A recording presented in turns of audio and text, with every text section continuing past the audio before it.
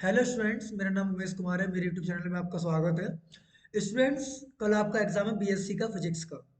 तो स्टूडेंट्स, इस पीडीएफ में या इस वीडियो में मैं आपको एक क्वेश्चन जो कराऊंगा, नंबर ऑफ टोटल क्वेश्चन होंगे टोटल 250। और 250 क्वेश्चंस होंगे तो थोड़ा लेंथी वीडियो होने वाली है। पूरी वीडियो देख के जाना, बहुत ही अच्छा फायदा होने वाला है इस वीडियो से आपका। स्टूडेंट्स, आपको कल पेपर में 100 क्वेश्चन देखने को मिलेंगे और आपको उसमें से 60 क्वेश्चंस करने हैं। कितने करने हैं? 60 क्वेश्चंस। तो उम्मीद करता हूँ जैसे मैंने 250 क्वेश्चन मैंने आपके लिए छांटे, उसमें से शायद आपको 40 से 45 क्वेश्चन कल देखने को मिल जाए पेपर में। ठीक है स्टूडेंट्स, देखिए पहला क्वेश्चन है स्टूडेंट आपका कि the separation between the two conjugative nodes in a stationary wave, एक स्थिर तरंग में दो लगातार नोड्स के बीच की दूरी कितनी होती है? तो सीधी बात है, उसकी होती है लैम्डा बाई टू। कितनी होती है स्टूडेंट? Lambda by two. एक बात ध्यान रखेंगे, कितनी होती है स्टूडेंट? Lambda by two. ठीक। अगला क्वेश्चन है स्टूडेंट आपके लिए कि लिसाजू आकृतियां बनने के लिए दो सरल आवर्ती गति एक दूसरे से होती है। मतलब लिसाजी जो फिगर होते हैं उनके लिए सिंपल हार्मोनिक प्लेन में किस तरीके की डायरेक्शंस होती है? तो सीधी बात है, परपेंडिकुलर होना चाहिए। कैसा होना चाहिए? परपेंडिकुलर टू ईच अदर, एक दूसरे के लंबवत। क्वेश्चन नंबर 3 की बात करते हैं स्टूडेंट। एक तरंग दृढ़ आधार से एक तरंग दृढ़ आधार से परावर्तित होती है। परावर्तन के पश्चात उसकी कला में कितना अंतर आएगा? तो कितना अंतर आता है स्टूडेंट? पाई का। कितना अंतर आता है स्टूडेंट? पाई का। रिफ्लेक्शन जो होता है उसका, वो पाई हो जाता है। अगला क्वेश्चन है स्टूडेंट कि the velocity of particle moving with simple harmonic motion at any instant is given by. तो स्टूडेंट जो फॉर्मूला होता है आपका वो ये ओमेगा अंडर रूट में ए स्क्वायर माइनस एक्स स्क्वायर। अब एक ही यहाँ पर आर यूज कर रहे हैं, तो इसका आंसर हो जाएगा ऑप्शन नंबर फर्स्ट। अगला क्वेश्चन है स्टूडेंट आपका, देखिए इसे रोटेट कर लेते हैं। यस। अगला क्वेश्चन है स्टूडेंट, आपको निकालनी क्या है? ग्रुप वेलोसिटी निकालनी है, यानी कि आपको समूह वेग निकालना है। तो समूह वेग का जो फॉर्मूला होता है स्टूडेंट, जो दे रखी है वो है बाई बराबर A one sine omega one T minus K one X. ऐसे दूसरी ले लेंगे तो यहाँ से हमारा जो बीजी बराबर फॉर्मूला होता है वो होता है W one minus W two upon के वन माइनस के टू। तो यहाँ पर डब्ल्यू वन की वैल्यू है 2 पाई और डब्ल्यू टू की वैल्यू है 5 पाई। ओमेगा वन और के वन की वैल्यू है यहाँ पर 5 और के टू की वैल्यू है आपकी यहाँ पर 5। यहाँ पर थोड़ा क्वेश्चन मिसप्रिंट है, यहाँ पर 15 होना चाहिए। तो इसका आंसर जो है +3 में निकल के आ जाएगा स्टूडेंट। ओके। अगला क्वेश्चन है स्टूडेंट कि एक्स एक्सिस के अलोंग कितना 10⁻²। तो 10⁻² कौन का दिखाई दे रहा है? ये। तो बाई बराबर ए की वैल्यू कितनी? 10⁻²। इसका राइट आंसर हो जाएगा फर्स्ट। नेक्स्ट क्वेश्चन है स्टूडेंट कि डिफरेंशियल इक्वेशन ऑफ मोशन तो पहली ही होती है, आप सब जानते हैं इस बात को। अगला क्वेश्चन है relation between group velocity BG and phase velocity BP में रिलेशन क्या होता है? तो सीधी बात है, जो बीजी इक्वल टू होता है BP minus lambda time of. ये क्वेश्चन कल आपको देखने को पक्का मिल सकता है। हाँ। अगला क्वेश्चन है what is the shape of Lissajous figure at 90 degree. तो सीधी बात ध्यान रखना, जब भी फाई की वैल्यू आपकी 90 डिग्री होती है तो आपको जो मिलता है वो ओवल शेप मिलती है। कैसी मिलती है? ओवल शेप, या कह सकते हैं इलिप्टिकल शेप मिलेगी। कैसी मिलेगी? X square upon A square plus Y square upon B square equal to 1। It is clear to everyone. अगला question student in stationary wave strain is minimum कहाँ पर होती है? नोड्स पर। कहाँ पर होती है स्टूडेंट्स? नोड्स पर। इसका क्वेश्चन जो है, एक स्थिर तरंग में विकृति न्यूनतम होती है कहाँ पर? नोड्स पर होती है स्टूडेंट। इस बात को ध्यान देना। अगला क्वेश्चन स्टूडेंट आपका काफी अच्छा क्वेश्चन है ये कहता है कि अगर ये वेक्टर 0 के बराबर दे रखा है, इतना दे रखा है, तो अभी पूछा है। तो सिंपल सी बात है, यहाँ से निकालने का तरीका क्या है? देखिए मैं आपको सॉल्व करके बता ही दे रहा हूँ आपको। ये लीजिए थोड़ा सा। यस। देखिए हमारे पास ए वेक्टर की वैल्यू निकालें, यहाँ से ए प्लस बी वेक्टर की वैल्यू निकालें तो क्या निकल के आएगी स्टूडेंट? हमारी माइनस सी वेक्टर। दोनों तरफ अगर हम स्क्वायर कर लें, क्या करना है स्टूडेंट? स्क्वायर कर लें, तो यहाँ से क्या वैल्यू मिलेगी? मॉड ए का स्क्वायर प्लस मॉड बी का square plus 2 A vector dot B vector equal to norm of C square. अब देखो इसकी वैल्यू क्या हो जाएगी? मॉड ए की स्क्वायर की वैल्यू हो जाएगी आपकी 9 और इसकी हो जाएगी 25 प्लस इसकी हो जाएगी 2 A dot B cos theta होता है student is to norm of C square. तो इसको जो सॉल्व करेंगे स्टूडेंट तो ये हो जाएगा आपका 34 प्लस 2, इसकी वैल्यू कितनी है? 3 into 5 cos theta equal to हो जाएगा 49। तो इसको जब सॉल्व करोगे तो ये 34, यानी कि cos theta equal to 49 upon 34। तो माइनस में जाएगा, ये -34 और डिवाइड में आ जाएगा 15 और 2 30, यानी कि 1/2। यस, तो 1/2 कॉस में कहाँ पर होता है सब जानते हैं, कॉस थीटा की जो वैल्यू होती है वो पाई/6 पर होती है। पाई/3 पर, सॉरी, एंड 60 डिग्री पर, ठीक है। अगला क्वेश्चन है कि अगर आपके पास ए वेक्टर दे रखा है, बी वेक्टर दे रखा है, सिंपल ए प्लस भी करना और ए माइनस भी करना, उन दोनों की जो क्रॉस कर देना आपको आंसर मिल जाएगा सिंपल, ठीक है। क्रॉस करना तो आता ही होगा, यहाँ पर आई लिखना, यहाँ पर जे लिखना, के लिखना और तीनों को सॉल्व कर लेना। सिंपल क्वेश्चन, इसको नहीं करा रहा मैं, ठीक है। अब देखो पी इसमें पूछा है तीन वेक्टर अगर कोप लेना है, तो तीन वेक्टर कोप लेना होता है उसका डिटरमिनेंट करके आप जीरो करिए, डिटरमिनेंट का करिए जीरो। तो ये टू पहला, फिर -1, फिर 1, फिर कितना है ये 1, 2, -3, फिर कितना है ये 3, ये p और 5। इस डिटरमिनेंट जीरो को सॉल्व करना, तो चेक करना कितना आता है देखना, या तो p -4 आएगा, सॉल्व करके बताना, डिटरमिनेंट जीरो पर रख के आंसर आ जाएगा आपका, ठीक है। ऐसे ही ये सिंपल क्वेश्चन है ये भी, इसका पैरेलल पैराबोला का वॉल्यूम पूछा है, ये तो आपको फॉर्मूला पता ही होगा, सिंपल है काफी ये भी। इसका क्वेश्चन तो पहले से ही होता है, सब जानते हैं। अगला क्वेश्चन क्या है, इन दोनों वेक्टर को जोड़ के यूनिट वेक्टर पूछा है, तो इन दोनों को जोड़ेंगे तो कितना होगा 3i, इसको इसको जोड़िए प्लस ये 6j हो जाएगा, इसको इसको जोड़ेंगे तो -2k हो जाएगा, अपॉन में 7, यहाँ भी 7 और यहाँ भी 7, तो यानी कि पहला आंसर सही है इसका। अब ये पूछा है क्वेश्चन, देखो a डॉट आई करेंगे तो आपका ax बचेगा, डॉट करेंगे तो a, तो पूरा का पूरा a वेक्टर बनने वाला है आपको ये। काफी अच्छा क्वेश्चन है स्टूडेंट ये वाला। अगला क्वेश्चन है स्टूडेंट आपका, अ, इन सब राशियों में से कौन सी राशि वेक्टर है, तो सब जानते हैं benefit is a vector quantity. Next question है स्टूडेंट कि ये तो मैथ का क्वेश्चन स्टूडेंट आराम से कर सकते हैं कि इसमें लाई करेगा कि नहीं लगेगा, आप इसमें वैल्यू को रख के देख लेना, आराम से आपको मिल जाएगा, 12th का प्रॉब्लम है ये तो। जड़त्व आघूर्ण, मोमेंट ऑफ इनर्शिया, सीधी बात जानते हैं कि ये एक्सियल वेक्टर होता है, इसका ऑप्शन नंबर सी सही हो जाएगा।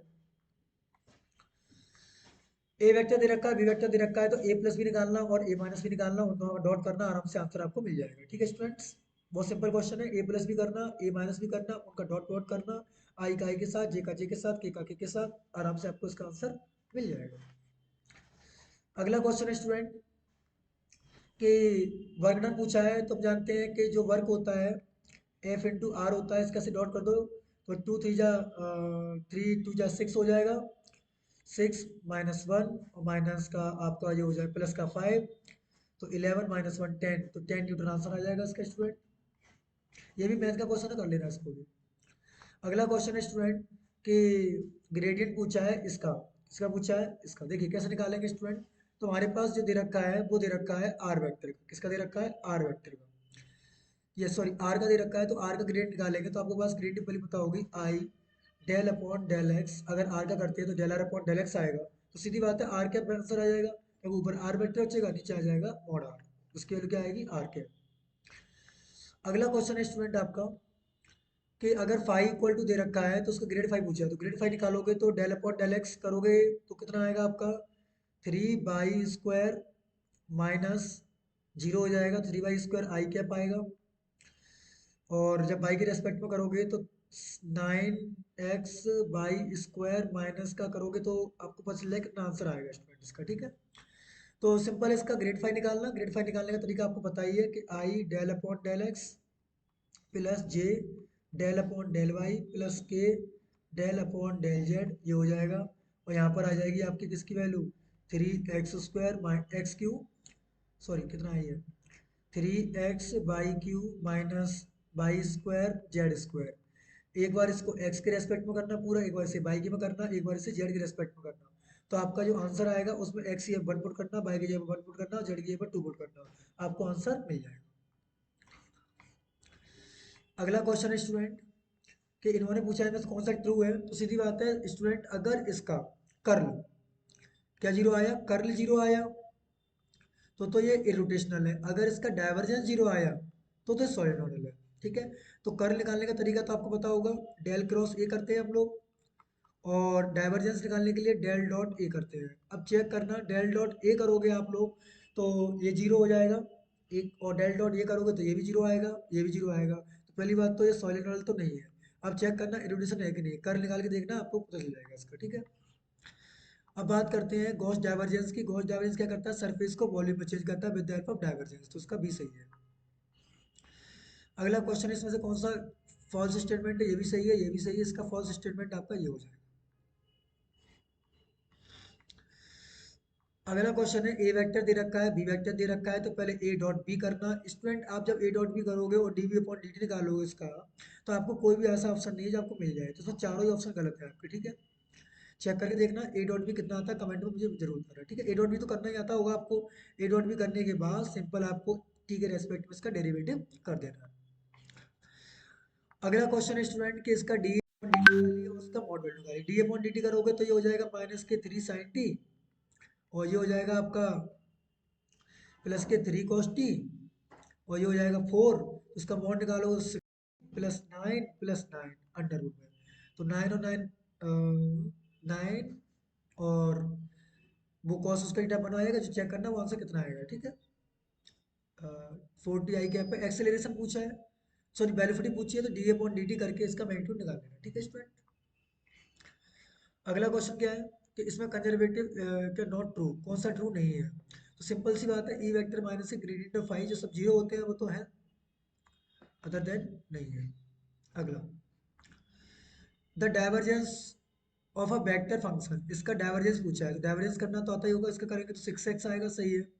फिर इसका करोगे तो tan एक्स वाई आना चाहिए, तो tan एक्स वाई कहाँ पर है, यहाँ पर भी। इसका करोगे तो आपका आ जाएगा 3x/z², 3x/z² कहाँ पर है, ये पहले में, पहले सही है इसका, ठीक है स्टूडेंट। अगला क्वेश्चन पूछा है इन्होंने स्टूडेंट कि गोलाकार ध्रुवीय निर्देशांक में एक कण का वेग निम्न होता है, तो पहला ही होता है, सब जानते हैं इस बात को।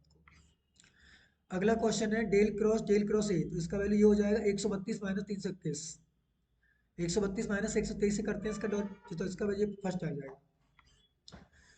अगला क्वेश्चन है कि when two vectors are perpendicular, तो उनका डॉट प्रोडक्ट जीरो होता है, सब लोग जानते हैं। अब इन्होंने पूछा है सॉलिनॉइडल, तो सॉलिनॉइडल के लिए क्या करेंगे, इसका डाइवर्जेंस जीरो कलर रख देंगे, तो इसका डाइवर्जेंस निकालेंगे तो कितना आएगा, पहले का हो जाएगा आपका 1, इसका हो जाएगा 1, इसका आ जाएगा आपका ए, तो ए की वैल्यू कितनी आ जाएगी, -2, कितनी आ जाएगी स्टूडेंट, -2। अगला क्वेश्चन है कि डेल डॉट टू पूछा है, तो टू देखो कहाँ पर है, यहाँ पर, इसका ये डायरेक्ट ट्रिक बन जाती है कि n n+1, इसका आंसर ये आ जाएगा। अगला क्वेश्चन है इसका कर्ल निकालना आना चाहिए, तो कर्ल के लिए क्या करेंगे आप, सिंपल यहाँ पर आई लिखेंगे, यहाँ जे लिखेंगे, यहाँ के लिखेंगे, यहाँ डेल अपॉन डेल एक्स लिखेंगे, यहाँ डेल अपॉन डेल वाई लिखेंगे, यहाँ डेल अपॉन डेल जेड लिखेंगे, और यहाँ पर आ जाएगा ई की पावर एक्स वाई जेड, यहाँ पर भी ई की power X Y Z, E की power X Y Z. Curl निकालना और 1 2 3 पॉइंट रखना, देखना कौन सा आंसर इसमें से सही जा रहा है, ठीक है। अगला क्वेश्चन है special theory of relativity deals with, किससे करती है, सिंपल है, इनर्शियल फ्रेम ऑफ रेफरेंस से। अगला क्वेश्चन है कि एक्सप्रेशन ऑफ रेडियल कंपोनेंट के लिए पूछा है, तो इसका पहला ही ऑप्शन सही होता है स्टूडेंट। अब इसमें जो टेंसर वाले हैं वो मैं आपके लिए पीडीएफ भेज दूंगा, कमेंट कर देना मुझे, जैसे कि इसका आंसर तो कंफर्म है कि इसका आंसर 2 होएगा आपका। क्रॉनिकल डेल्टा का स्टेटमेंट ये होता है, ये आपको पता होना चाहिए, इसमें तो डेल्टा याद ही रखने हैं आपको, इसमें तो कुछ चेंज ही नहीं कर सकते। हम जानते हैं कंटर वेरिएंट और कोवेरिएंट में करेक्टरिस्टिक क्या होता है, दोनों मिक्स्ड टेंसर होता है आपका। ये सारी चीज़ें तो आपको आनी चाहिए, ठीक है। ये टेंसर का पेज था आपका, टेंसर तो केवल याद करना है आपको। सीधी बात है कि ये कह रहा है इनिशियल फ्रेम में आपका जीरो क्या होता है, जीरो होता है आपका एक्सेलरेशन, क्या होता है स्टूडेंट, एक्सेलरेशन। आभासी बल यानी कि सूडो फोर्सेस क्या होते हैं, फ्रिक्शियस फोर्स भी होता है, इनिशियल फोर्स भी होता है, और डे लैम्बर्ट फोर्स होता है, तो सारी सही है इसकी स्टूडेंट, ठीक है ना। तो अगला क्वेश्चन है स्टूडेंट आपका कि थीटा में स्फेरिकल कोऑर्डिनेट में कहाँ तक रेंज होती है, तो पाई तक होती है इसकी, कहाँ तक होती है, पाई तक। दो बिंदुओं के बीच की दूरी निकालने का फॉर्मूला आपको पता ही होगा, x2 - x1 का whole square plus y2 - y1 का whole square plus z2 - z1 का होल स्क्वायर। ये जो पेपर मैं स्टूडेंट करा रहा हूँ, ये आपका 2021 का पेपर है, जो आपकी यूनिवर्सिटी में पूछा गया था, इससे क्वेश्चन काफी मिलेंगे आपको, देख लेना कल। अगला क्वेश्चन है स्टूडेंट, इन्होंने बोला है कि वेट कितना है, डब्ल्यू बराबर दे रखा है हमें, सॉरी एम बराबर दे रखा है 1600 किलोग्राम, ठीक है। और जो है वो फाइनल इनिशियल वेलोसिटी दे रखी है हमें 30 मीटर पर सेकेंड, और इसकी रेस्ट में हो जाता है, रुक जाती है, तो फाइनल वेलोसिटी जो दे रखी है वो जीरो दे रखी है, और टाइम जो दे रखा है वो 20 सेकंड का दे रखा है। क्या पूछा है, फाइनल मूवमेंट पूछा है, तो पी बराबर एम भी लगाएंगे हम लोग, तो बी तो जीरो ही है यहाँ पर, तो पूरा का पूरा क्या हो जाएगा, जीरो। अगला क्वेश्चन है कि इसका लीनियर मोमेंटम का फॉर्मूला वो कंजर्व क्या रहे तो होता है m1u1 plus m2u2 equal to m1 plus m1v1 plus m2v2। इसमें से पूछा है कि एग्जाम्पल ऑफ सूडो फोर्सेस, तो सारे सही होते हैं, यूलर फोर्स, कोलियोरल फोर्स और अपकेंद्रीय बल सारे होते हैं, ठीक है। अगला क्वेश्चन है the centre of mass of a body located, तो सेंटर ऑफ मास कहीं भी हो सकता है, बॉडी के अंदर और बॉडी के बाहर भी, ठीक है। फिर कह रहा है कि किसी एक समान डिस्क का द्रव्यमान केंद्र कहाँ स्थित होता है, उसके सेंटर पर, कहाँ पर स्थित होता है, इसके सेंटर पर। अगला क्वेश्चन क्या है कि इसमें से कौन सा होता है, तो ग्रेडियंट ऑफ यू के बराबर होता है, इस बात को ध्यान रखना, माइनस के, ठीक है। अगला क्वेश्चन है स्टूडेंट कि इसमें कोरियोलस फोर्स, तो पहला ही सही है इसका, कोरियोलस फोर्स जो होता है इसका ये होता है। अगला क्वेश्चन है कि न्यूटन फर्स्ट लॉ इनर्शिया का होता है, सब लोग जानते हैं इस चीज़ को। कर्ल ऑफ एफ कंजर्वेटिव के लिए होता है, ये ध्यान रखना, देखो तीन चीज़ होती है, कंजर्वेटिव भी जीरो होता है, रोटेशन के लिए भी कर्ल एफ जीरो होता है, और सॉलिनॉइड के लिए डाइवर्जेंस जीरो होता है, ठीक है। अगला क्वेश्चन है कि कंजर्वेटिव में बोलता था मैंने, जो वर्णन होगा वो कैसा होगा, शून्य होगा। इस न्यूमेरिकल को सॉल्व करना आपका सिंपल है, इसका आंसर आना चाहिए माइनस के 6 न्यूटन। अगला क्वेश्चन है न्यूटन के गति के दूसरे नियम के अनुसार कौन सा संबंध सही है, तो ये भी सही है, ये भी सही है, ये भी सही है, चारों ही सही है इसके, ठीक है स्टूडेंट। अगला क्वेश्चन है कोणीय संवेग में परिवर्तन की दर को, तो सबको पता है कि D J upon D T को ही तो कहते थे हम लोग टाउ, तो उसको कहते हैं टॉर्क, क्या कहते हैं, torque. Half I omega square होता है, सब जानते हैं इसको। इसमें यही पूछा है कि हाफ आई एनर्जी पूछी है, तो सिंपल सी बात है, half I omega square use करना, आई की वैल्यू आप निकाल सकते हैं। मोमेंट ऑफ इनर्शिया किसका पूछा है आपसे, पहिए का, तो निकाल के देखना, ये यूज करना है, सब फॉर्मूला कितना आएगा, ठीक है। अगला क्वेश्चन है कि ठोस गोले की त्रिज्या के लिए तो होता है, किसका होता है 2/5 m² अगर व्यास से बोल देता तो हो जाता 7/5 m², ठीक है स्टूडेंट। अगला क्वेश्चन है कि हुक्स लॉ जो होता है वो होता है आपका stress is directly proportional to strain, यानी कि आपका आंसर नंबर ये सही हो जाएगा इसका। अगला क्वेश्चन है स्टूडेंट आपका काफी इंपॉर्टेंट कि न्यूटन पर ऐसा यूनिट ऑफ यंग मॉडुलस, तो ऐसा यूनिट का होता है न्यूटन पर मीटर स्क्वायर, ठीक है स्टूडेंट। इसका सिंपल है, पहला ही सही होगा, ई जो होता है सिग्मा ई होता है, ठीक है। पहला है इसका, ये पूछा है कि इसमें कितने गुना हो जाएगा, हाफ करेंगे तो डबल हो जाएगा, ठीक है। पॉइसन रेशियो की वैल्यू पूछी, -1 से बड़ी और 0.5 से छोटी होती है, तो इसका आंसर हो जाएगा आपका 0.5 से बड़ी और -1 से छोटी, सो नो इसका फर्स्ट सही है, ठीक है। -1 से बड़ी होती है और 0.5 से छोटी होती है। अगला क्वेश्चन है स्टूडेंट आपका वेरी सिंपल, इसको भी आराम से कर सकते हैं, कमेंट कर बताना, काफी सिंपल क्वेश्चन है, एक लाइन का, ठीक है। इसमें जब करेंगे तो आपको पता चलेगा कि ये 9/ईटा 1/k प्लस 3/सिग्मा होता है। इसमें ये पूछा है कि इसका क्या होगा, तो सीधी बात है, एफ बराबर फॉर्मूला आप जानते ही हैं, जी m1 m2/r² होता है, और जी की वैल्यू होती है वो होती है 6.67 इंटू 10⁻⁻11। m1 आपके पास m1 m2 50 50 दे रखे हैं, आर की वैल्यू बंद दे रखी है, इसको यहाँ पर लगाना, फिर बताना कमेंट में कौन सा आंसर आपका आया। अगला क्वेश्चन है कि डी अपॉन डी टी जो होता है, तो कहीं कहीं जे लिखा हुआ है, कहीं कहीं पे एल लिखा है, इसका आंसर ये सही है, ठीक है स्टूडेंट। जो केपलर्स लॉ होता है स्टूडेंट वो कौन सा होता है, T square proportional to A cube, T square third law होता है, T square proportional to A cube. इसको तो जानते हैं, ग्रेविटेशन पोटेंशियल कहते हैं इसको, गुरुत्वीय विभव, इसको बोलते हैं गुरुत्वीय विभव, gravitational potential. Newton's universal basic universal क्या कह रहे हैं, Newton's universal law of gravitation applied form, तो सबके लिए काम कर देता है, छोटे बड़े के लिए। अगला क्वेश्चन है कि केपलर्स लॉ, तो एनी प्लैनेट्स के लिए काम कर सकता है केपलर्स लॉ। स्टेशनरी का भी कर सकते हैं आप। जीपीएस का फुल फॉर्म क्या होता है, global positioning system, global positioning system होता है, ठीक है बच्चों। ये पूछा है, और सेंट्रल ऑर्बिट की क्या रेडियस होती है, इसका होता है √gm/r+h। नेक्स्ट क्वेश्चन है कि अगर when a particle moves under a central force, तो इसका होता है angular momentum is conserved. Total energy of a satellite going around the earth is negative, क्या होती है बच्चों, नेगेटिव होती है। ये पूछा है which of the statement is correct, तो हमेशा ध्यान रखना, a central force is always conservative.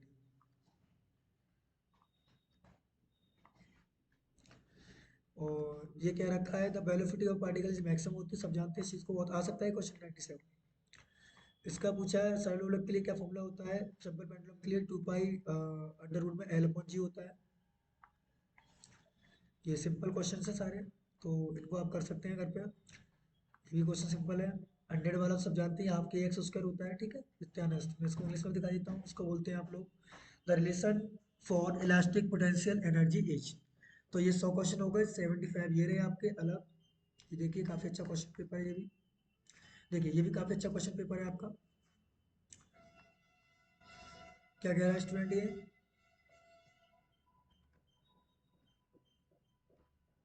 देखिए स्टूडेंट काफ़ी अच्छा क्वेश्चन है ये भी। ये कह रहा है द डिस्प्लेसमेंट इक्वेशन दे रखी है, तो आप सब जानते हैं कि जो इक्वेशन होती है वो ये होती है बाई बराबर A sine omega T plus phi. तो ओमेगा की जो वैल्यू है यहाँ पर वो कितनी है स्टूडेंट? 100 पाई। तो जब 100 पाई रखेंगे तो सॉल्व करेंगे तो इससे ये कट जाएगा, तो कितना बचेगा? 1/50। 1/50 की वैल्यू कितनी हो जाएगी? 0.02 सेकेंड। अगला क्वेश्चन स्टूडेंट आपका कि उन्होंने पूछा है कि the angular momentum of a satellite of mass M, energy E है और पाथ रेडियस आर है। इसका आंसर कितना होगा? इसका होगा 2m r² ई अंडर रूट में, ठीक है स्टूडेंट। अच्छा अगला क्वेश्चन है केपलर के द्वितीय नियम के अनुसार प्रत्येक ग्रह समान समय में समान क्षेत्रफल पार करता है, यह निम्न में से किस संरचना पर आधारित है? तो सीधी बात है कोणीय संवेग पर। किस पर होता है?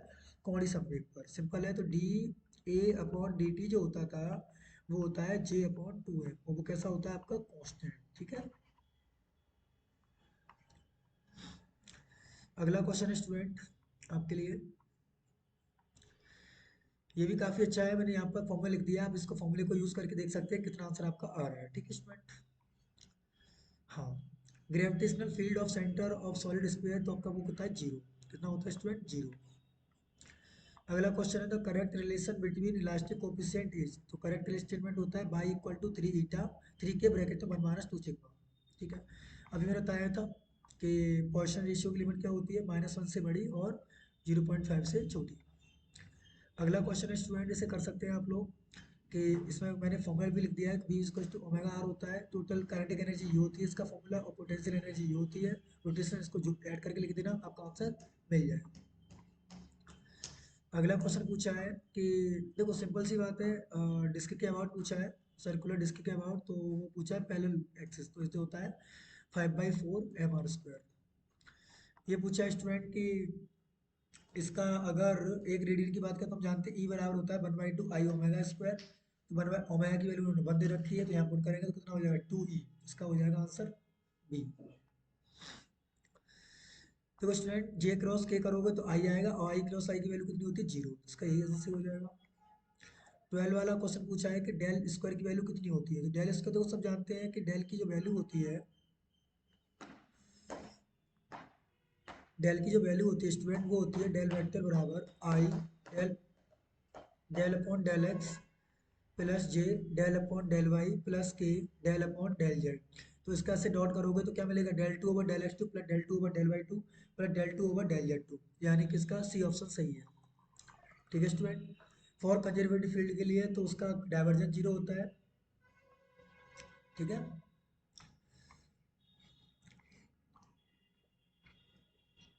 इसकी जो रैंक होती है वो 2 होती है, सॉरी 1 होती है, फर्स्ट रैंक का है। डाइवर्जेंस ऑफ आर वेक्टर की 3 होती है, आएगा पेपर में आपके में, ठीक है स्टूडेंट। ग्रेडियंट ऑफ फाई हमेशा वेक्टर क्वांटिटी देता है, ये ध्यान रखना, और डाइवर्जेंस स्केलर देता है, कर्ल भी वेक्टर देता है, ठीक है स्टूडेंट। इसे पूछा है माइनस इन्फाइनाइट से ये आपका एक फंक्शन है, तो उसकी वैल्यू होती है f(a), ठीक है स्टूडेंट। क्वेश्चन अगर पेपर में देता है माइनस इन्फिनिटी से लेके प्लस इन्फिनिटी, यहाँ एक्स उसका लिख दे, और फंक्शन ऑफ x-3 की 2 की वैल्यू पूछे, तो स्टूडेंट क्या हो जाएगी? 2 का स्क्वायर वैल्यू हो जाएगी, क्या हो जाएगी? 2 का स्क्वायर। इस तरीके से पूछ सकता है क्वेश्चन। ये दोबारा से आ गया, स्टेशनरी के लिए λ/2 होता है, ये मैंने बताया था अभी आपको थोड़ी देर पहले। स्टेशनरी के लिए कितना होता है? λ/2। अगला क्वेश्चन है बच्चों, क्लिसाइजो में यूज किया जाता है, देखो दो चीजें होती हैं, फेज डिफरेंस भी होता है और आपका फ्रीक्वेंसी भी होती है। तो पेपर में आप पिछले आंसर लगा के आना, ठीक है। वैसे मेरे हिसाब से फ्रीक्वेंसी को लगा के आना, अगर दोनों दिए हैं तो दोनों दिए हैं तो कोई दिक्कत ही नहीं है।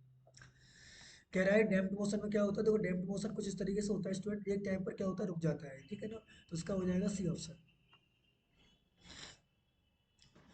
अगला क्वेश्चन है कि जो पृथ्वी है, अगर उसका मास हम एक टाइम कर देंगे तो उसका टाइम पीरियड कितना हो जाएगा? तो सीधी बात हम जानते हैं टी स्क्वायर जो होता है प्रोपोर्शनल टू आर की होता है। तो किस पर डिपेंड करता है? आर पे, एम पे डिपेंड करता है? नहीं। तो ये किसका आंसर क्या आएगा? जो है वो अनचेंज रहेगा।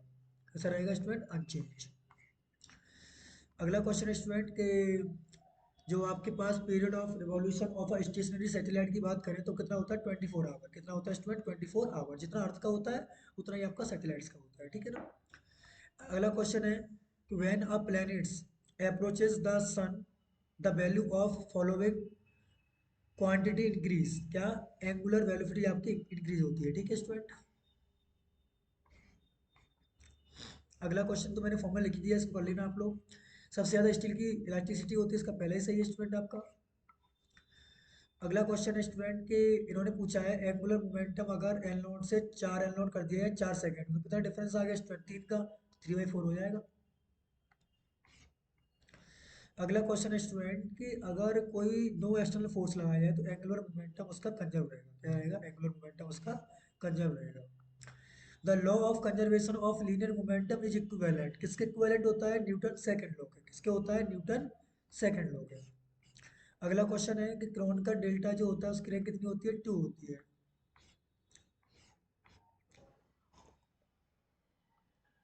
Tensor of a rank zero, तो रैंक जीरो किसकी होती है, स्केलर की होती है। ग्रेड फाइव और ग्रेड थीटा करोगे तो उसका कितना आएगा, क्रॉस जीरो आएगा। जब आप कोऑर्डिनेट सिस्टम को सॉल्व करते हो किसमें होता है, जियोमेट्री में। किसमें होता है, जियोमेट्री में। देखो सिंपल सी बात है, इसको सॉल्व करोगे डेल डॉट आर की वैल्यू 3 हो जाएगी, इसकी वैल्यू ए आएगी, तो इसे सॉल्व करोगे 2 आ जाएगा आपका, ठीक है। ग्रेडियंट ऑफ आर स्क्वायर की वैल्यू जो होती है 22 आर होती है, अपने मैथ में ही पढ़ा होगा।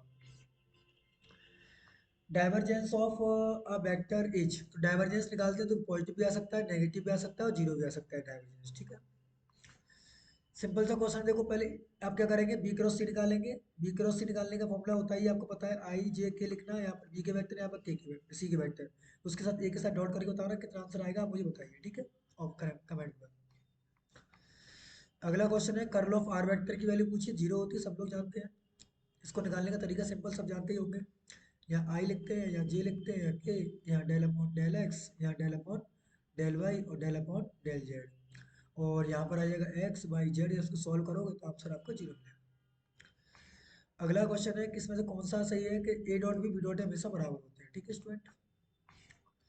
ये भी क्वेश्चन अभी पूछा गया था, इसका डिटरमिनेंट जीरो करा रख देना, पहले रखना 2 - 1 1, फिर रखना 1 2 - 3, और 3 p जो क्यू है क्यू लिख लेना, और 5 इसका डिटरमिनेंट जीरो को सॉल्व करना, आपको आंसर मिल जाएगा, जो भी बताना मुझे। इसका ऑप्शन पहले से ही हो जाएगा, ये पहले भी आ चुका है। अब ए डॉट बी इसके बराबर, इसका डॉट किस क्रॉस किस तरह होता है, mod A mod B sine theta equal to A mod B cos theta. इससे ये कटेगा, टेन थीटा बराबर बना आ गया, टेन थीटा बराबर बन कहाँ पर होता है, 45 डिग्री पर होता है। इन्होंने पूछा है the centre of mass of a system of N particles in absence of external force, तो ऑलवेज कैसा होता है, स्थिर रहता है। सब लोग जानते हैं इसको करने का तरीका, देखो रो यहाँ लिख लीजिए, फाई यहाँ लिख लीजिए, जेड यहाँ लिख लीजिए, इसका इसके साथ क्रॉस करोगे तो ये मिलेगा, इसका इसके साथ क्रॉस करोगे तो आपको ये मिलेगा। तो फाई का जेड के साथ करना तो क्या मिलेगा, रो कैप मिलेगा, ठीक है। एंगल पूछा है ए डॉट बी, तो एंगल निकालने का तरीका क्या होता है, ए डॉट बी निकालने का फॉर्मूला बताया था मैंने, कॉस थीटा बराबर A vector dot B vector upon mod A और मॉड बी। तो इसको लगाना, आराम से आपको आंसर मिल जाएगा इसका, ठीक है। ए डॉट भी करोगे तो 32, इसका ऐसे करोगे फिर इसका ऐसे करोगे, सॉल्व करके देखना कितना आंसर आ रहा है। अगला क्वेश्चन जो है स्टूडेंट आपका, द पाथ ऑफ, हाँ ये क्वेश्चन है कि अगर कोई ऑब्जर्वर है और यहाँ पर खड़ा हुआ है और इसके पार्टिकल को यहाँ पर चेक करता है तो किस तरीके से दिखाई देगा, इस तरीके से सोलर, तो कैसा होगा, साइक्लोइडल, यानी कि इस टाइप का।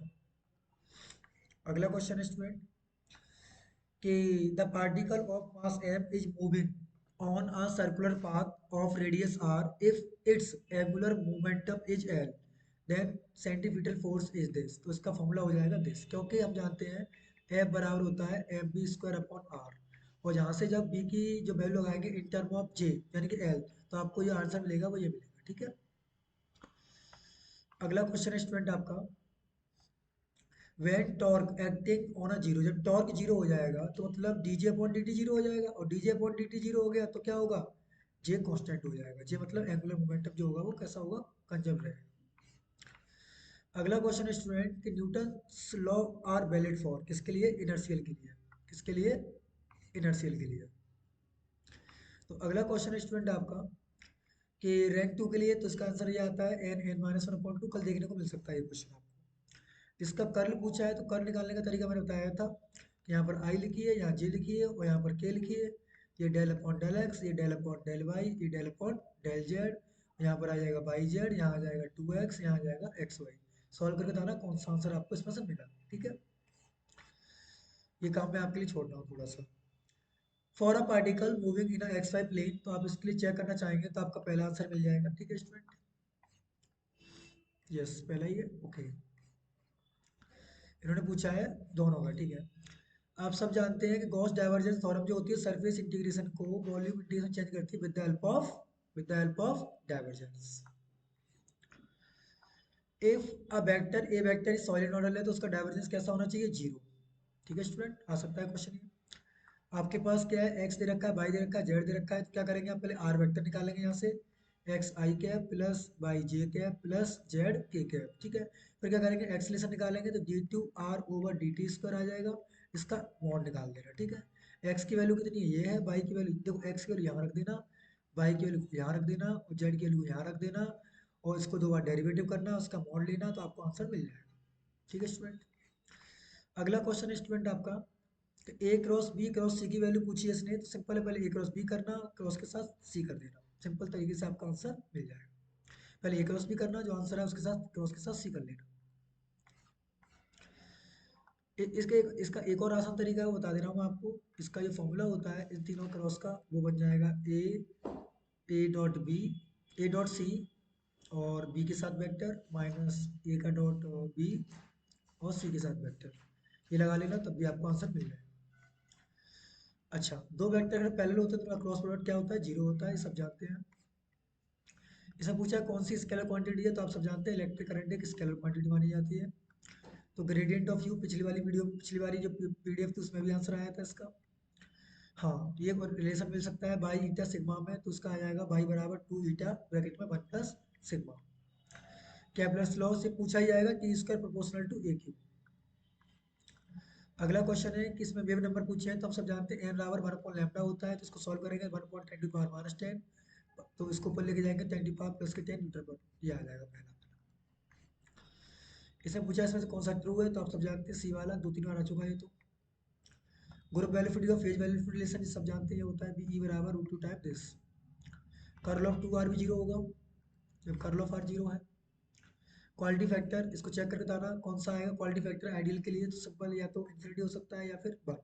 ठीक है, आइडियल के लिए मेरे हिसाब से इन्फिनिटी को प्रॉपर्टी ज़्यादा देनी चाहिए, क्योंकि आपका जो फॉर्मूला होता है क्वालिटी फैक्टर का वो होता है Q upon Q not, delta Q not ideal के लिए जीरो होता है, तो something upon zero infinity tend करना चाहिए मेरे हिसाब से, चेक कर लेना बच्चों इसको।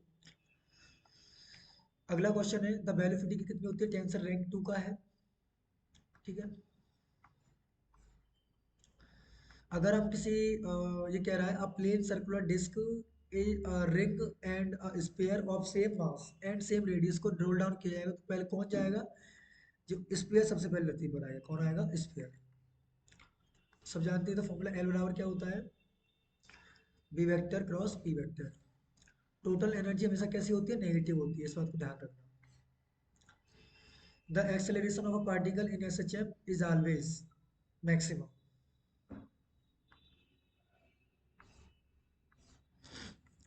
एक बात ध्यान रखना, जो आपके स्पेरिकल पोलर कोऑर्डिनेट होते हैं, तो वहाँ पर जो फाई होता है उसको बोलते हैं एजीमुथल एंगल, और जो थीटा होता है उसे बोलते हैं एंगल ऑफ डेप्थ। ठीक है, तो अगला क्वेश्चन है 74। अगर दोनों एंगल इक्वल होते हैं तो इसका आंसर 120 आता है, तो काफी इजी क्वेश्चन है, काफी बार पूछा गया है। अगला क्वेश्चन है इसका, वन रेशियो वन की बात कर रहा है, तो इसका आंसर आना चाहिए जीरो, क्योंकि रेशियो सेम रहेगा तो रिसाइजों की आकृति का डिफरेंस कोई भी आ नहीं पाएगा, इस वजह से इसका आंसर क्या आना चाहिए स्टूडेंट, जीरो आना चाहिए। जब भी वन रेशियो टू देगा तो कुछ और डिफरेंस आएगा, यहाँ पर वन रेशियो वन बोला है इसलिए मैं कहूँगा इसका आंसर जीरो। अगली वीडियो है कितनी है, तो इसका यहाँ तक करते रहिए इसको। अगली ये है पीडीएफ, आपके लिए काफ़ी इंपॉर्टेंट पीडीएफ भी जा सकती है ये वाली। देखिए स्टूडेंट, अगला क्वेश्चन, क्वेश्चन है कि इसमें पूछा है कि वेक्टर ए का किसी बंद में पद के अंदर कैसा रेखीय समाकलन कैसा होता है। सीधी बात है। पर संचरण बोलते हैं इसको हम लोग। किसी पिंड की गुणन त्रिज्या निर्भर नहीं करती है उसके द्रव्यमान पर। किस पर निर्भर नहीं करती है? उसके द्रव्यमान पर। संरक्षी बल के लिए curl of F vector zero होता है, सब जानते हैं कंजर्वेटिव के लिए। अच्छा, ये पूछा है एफ बल को दोगुने से खींचेंगे तो सीधी बात है उसका आंसर क्या हो जाएगा? 4 टाइम हो जाएगा। कितना हो जाएगा? 4 टाइम। अगला है कि इलेक्ट्रॉन का मास और पॉजिट्रॉन का मास तो 2m ही होता है, एक बात ध्यान रखना। और हाइड्रोजन का जो समानीत द्रव्यमान होता है वो इलेक्ट्रॉन के बराबर होता है, ये भी पूछा जा सकता है। हाइड्रोजन का जो समानीत द्रव्यमान होता है, जो फॉर्मूला होता है mu equal to m1 m2 upon m1 plus m2। ठीक है स्टूडेंट। अगला क्वेश्चन है ग्रेविटेशनल फोर्स का मान कहाँ पर सबसे ज्यादा होता है? उसका कहाँ पर होता है? पोल पर। रॉकेट किस संरक्षण के सिद्धांत पर काम करता है? लीनियर मोमेंटम पर, ध्यान रखना। लिसाजू की आकृतियों का उपयोग तो सीधी बात है, पहले तो फ्रीक्वेंसी में बता दिया था, कभी कभी कलांतर पर भी करता है। ठीक है। ये कह रहा है दोलित्र का अधिकतम शक्ति अवशोषण होता है कहाँ पर? अनुनाद पर, रेजोनेंस पर। अगला क्वेश्चन है किसी अवमंदन का इतना 0.02 सेकंड दे रखा है तो इसका सरांत निकाल। टाउ पूछा है तो टाउ की वैल्यू कितनी हो जाएगी स्टूडेंट? इसकी 25 सेकंड, क्योंकि 0.02 को कन्वर्ट करोगे 25 सेकंड आ जाएगा। ए वेक्टर और बी वेक्टर दे रखे हैं, ये कैसे है? पैरेलल की कंडीशन पूछी तो पैरेलल में ए एक्स अपॉन बी एक्स, ए वाई अपॉन बी वाई और ए जेड अपॉन बी जेड। अगर परपेंडिकुलर होता तो उनका डॉट प्रोडक्ट कर देते जीरो के बराबर। अगला क्वेश्चन है परपेंडिकुलर इन दोनों का डॉट प्रोडक्ट जीरो कर दीजिए तो आपको कहाँ से मिल जाएगा? -2। इसको सॉल्व करेंगे तो इसको स्क्वायर करिए, इसका स्क्वायर करिए, इन दोनों को सॉल्व करिए तो ए स्क्वायर से बी स्क्वायर कट जाएंगे तो tan थीटा बराबर जो निकल के आएगा वो आएगा आपका 90 डिग्री।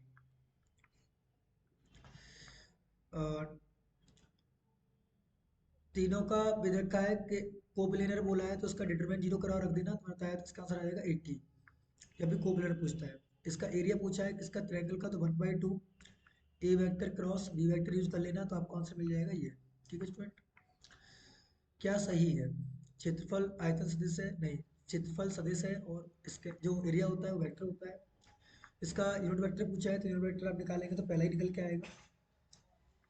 अगला क्वेश्चन है स्टूडेंट आपका 48। एक कण समतल में गति कर रहा है तो उसका वेग कितना होगा? R dot are gap. ये चीज को ध्यान रखना, पेपर में कल ये क्वेश्चन आ सकता है स्टूडेंट आपका, काफी इजी क्वेश्चन है। अब इन्होंने पूछा है कि इसकी जो है कण की क्या पूछी है? गति पूछी है। तो सिंपल है, यहाँ से पहले आप आर वेक्टर निकालेंगे। आर वेक्टर निकालने का फॉर्मूला होता है x I cap plus Y J cap plus Z K cap. इसका एक बार डेरिवेटिव करेंगे, यहाँ से बेनिफिट मिल जाएगी और टी की वैल्यू वन पुट करेंगे, आपको आंसर मिल जाएगा। ठीक है स्टूडेंट। इसमें से टेंशन नहीं है आपका, ये टेंशन नहीं होता है। ये तो मैंने बता दिया पीछे वाली वीडियो में सारे क्वेश्चन इसके। क्रोन का डेल्टा बता दिया है। हाँ, ये क्वेश्चन काफी इजी है। इसका वैल्यू निकालेंगे तो 3 होता है तो 3 भी आंसर आ जाएगा, क्योंकि डाइवर्जेंस ऑफ आर वेक्टर तो लिखा हुआ है ये। अगला क्वेश्चन है कि डेल डॉट आर 3 आएगा, ये तो बताइए, आपको बताया मैंने आपको। इसके वैल्यू निकालोगे 3 पे तो 3 रखोगे जीरो नहीं हो जाएगा? डेल्टा जीरो जीरो होता है। प्रणाली की सोलेनोइड के लिए क्या करेंगे आप लोग? सोलेनोइड के लिए इन्होंने सकता है मुझे गलत है आंसर का। इसका डॉट करेंगे तो इसका आएगा 3, इसका करेंगे 2, 5 हो जाएगा माइनस से, इसका आंसर 5 ही आएगा। ठीक है। अगला क्वेश्चन है कि divergence of gradient of 1/r की वैल्यू निकालेंगे तो ये निकल के आती है आपकी R vector upon R square. Check कर लेना इसको। डेल फाई एक सदैव एक परपेंडिकुलर क्वांटिटी होती है। क्या कह रहा है ये? डाइवर्जेंस ऑफ ए वेक्टर एक सदिश राशि है। तो डाइवर्जेंस तो हमेशा स्केलर मिलती है, कर्ल भी वेक्टर मिलती है, कर्ल भी वेक्टर मिलती है, तो ये सही है। निम्न में से कौन सी राशि छद्म राशि की तरह व्यवहार नहीं करती है? मतलब सूडो क्वांटिटी की तरह व्यवहार नहीं करती है, वो है लीनियर मोमेंटम। इन्होंने पूछा है कि 0.120, तो 120 यहीं पर है, सही है। इन्होंने पूछा है किसका फोर्स पूछा है? देखो डिस्प्लेसमेंट जो हो रहा है 2i का और 3j का आ रहा है, तो 2 का मल्टीप्लाई 5 से करोगे तो 10 मिलेगा, 3 का मल्टीप्लाई 4 से करोगे तो 12 मिलेगा, तो कितना होगा? 22 जूल आंसर आ जाएगा इसका। न्यूटन के नियम किसमें होते हैं? इनर्शियल फ्रेमों में। इससे पूछा है कि द्वितीय नियम का सही रूप है, तो उसका पहला सही हो जाएगा। वैसे तो चेंज इन मोमेंटम सारी सही होनी चाहिए, इसमें थोड़ा गलत है, चेक कर लेना इसमें। ये भी गलत लग रहा है मुझे। गॉस डाइवर्जेंस फिर में, तो गॉस डाइवर्जेंस का जो होता है वो सरफेस एरिया को वॉल्यूम में चेंज करता है, तो सरफेस एरिया को वॉल्यूम में ये वाला सही है।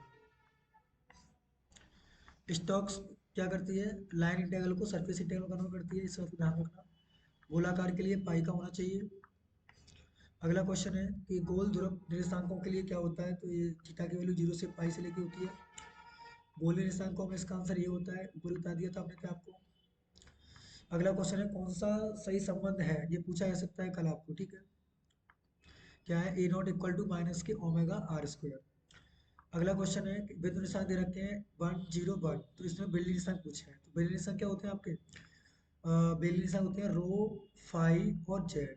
तो जो रो की वैल्यू होती है अंडर रूट में, हाँ बेलनी निशान की तो पूछे हैं, कार्ती दे रखे हैं, तो रो फाई जेड होते हैं, तो लगाइए क्या होता है, X square plus Y square plus Z square. तो जब इसमें सॉल्व करेंगे तो रूट टू आना चाहिए, तो रूट टू तो कोई है नहीं है, यहाँ पर ये आंसर गलत है, क्योंकि इसने कार्टेशियन दे रखा है। अगर ये सिलेंड्रिकल पूछ रहा है तो जेड की वैल्यू जेड तो आएगी।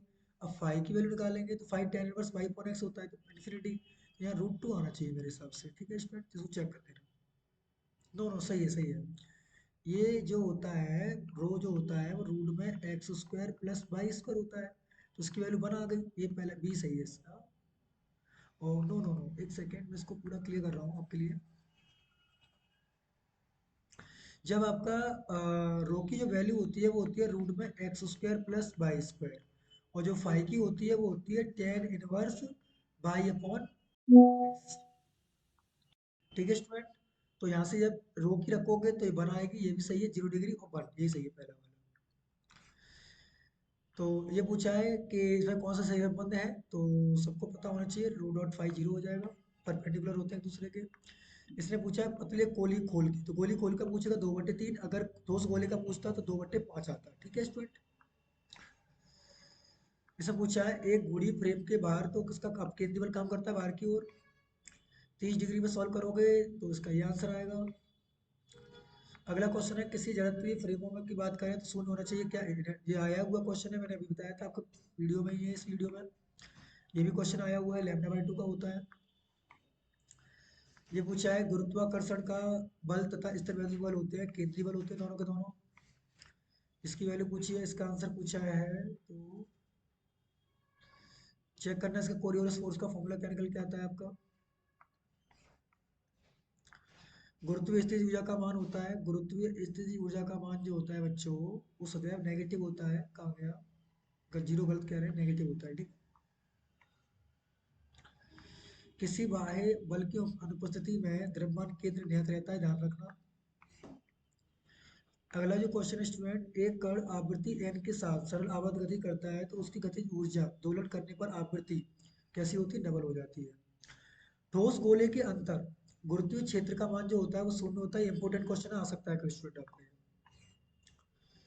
सामान्य द्रव्यमान रिड्यूस मास की जो वैल्यू होती है वो ये होती है, सब लोग जानते हैं, एक बार ध्यान रखना, हाइड्रोजन का किसका, हाइड्रोजन का रिड्यूस मास होता है वो इलेक्ट्रॉन के बराबर होता है, ठीक है, इस चीज का ध्यान रखना, कल मिल सकता है क्वेश्चन।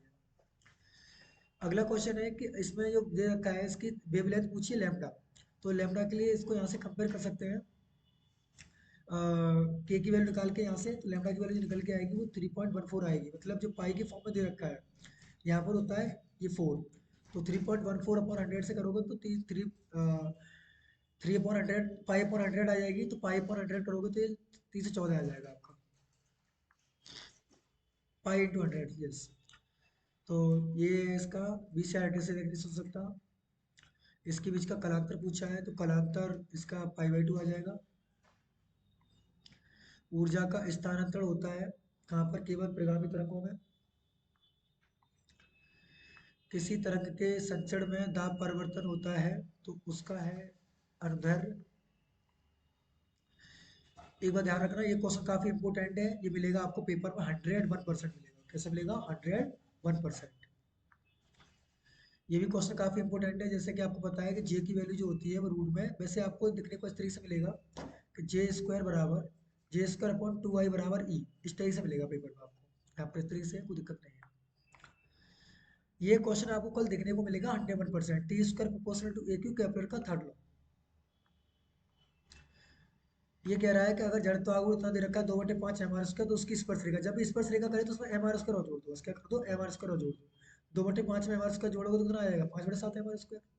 क्योंकि इसमें लगेगी पैरेलल एक्सिस थ्योरम, मुझे लगेगी पैरेलल एक्सिस थ्योरम।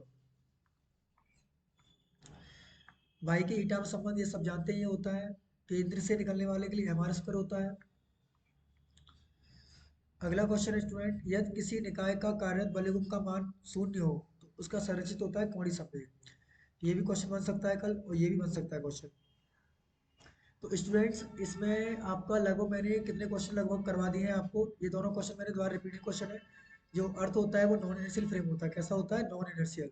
और जो पॉइसन रेशियो की वैल्यू होती है, ध्यान रखना दो वैल्यू होती है, -1 से लेकर अगर 0.5 के बीच कहता है तो ये एक इसकी लिमिटेशन वैल्यू है। अगर बिहेवियर में यूज करवाएगा तो उसको याद रखना है 0 से लेकर 0.5 रखना है, इस बात को ध्यान रखिए। तो स्टूडेंट मैंने आपको क्वेश्चन जो करवाए हैं वो 250 क्वेश्चन करवाए हैं। ये नहीं कहूँगा कि इसमें से आपको पूरा पेपर मिल ही जाएगा। स्टूडेंट इस वीडियो को देख के जाना, ये वीडियो आपके लिए बहुत हेल्पफुल रहेगी पेपर में। और बेस्ट ऑफ लक स्टूडेंट्स, ठीक है ना, ध्यान से पेपर दीजिए।